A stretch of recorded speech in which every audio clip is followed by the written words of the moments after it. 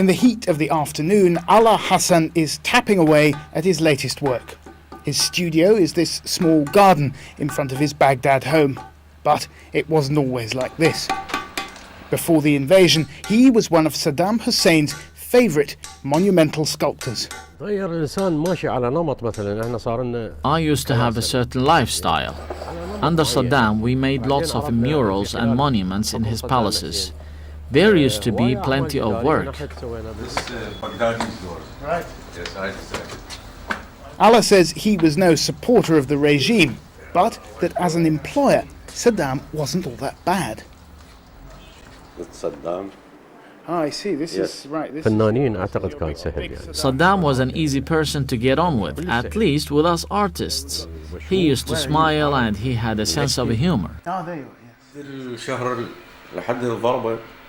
In October of 2002, Saddam Hussein came to inspect this model for a vast monument to the Iraqi nation. He liked what he saw, and he commissioned Alaa to go ahead with the project. It never got built. History intervened. Everything stopped. I had no work for 4 years. I just stayed at home. Everyone was talking about mass graves and about what Saddam had done. Everything was turned upside down. Alaa lost more than just his source of income. Like many Iraqis, he lost his security as the country descended into violence and religious fanatics tried to enforce their interpretation of Islam. I received death threats from Al-Qaeda. They called me an infidel and told me to stop making sculptures. So I stopped. I was scared. I destroyed some of my works. Alaa hopes that things are now slowly getting better. He's working openly again, and he has a commission.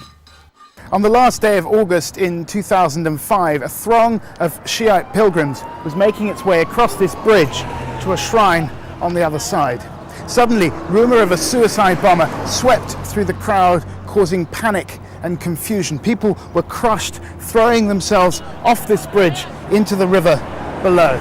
1,000 people lost their lives that day, but one local man, a Sunni called Othman, became a legend. He rushed into the water to pull people out, and the story is that he saved 7 people's lives before drowning himself. The person, his name is Othman. Alaa has designed this sculpture to commemorate that tragedy. When it's built, it'll be 7 meters tall, a monument to reconciliation cast in bronze. But Iraq's political deadlock has put the project on hold, and so for the moment it remains as it is, just a model in a sculptor's front garden. Gabriel Gatehouse, BBC News in Baghdad.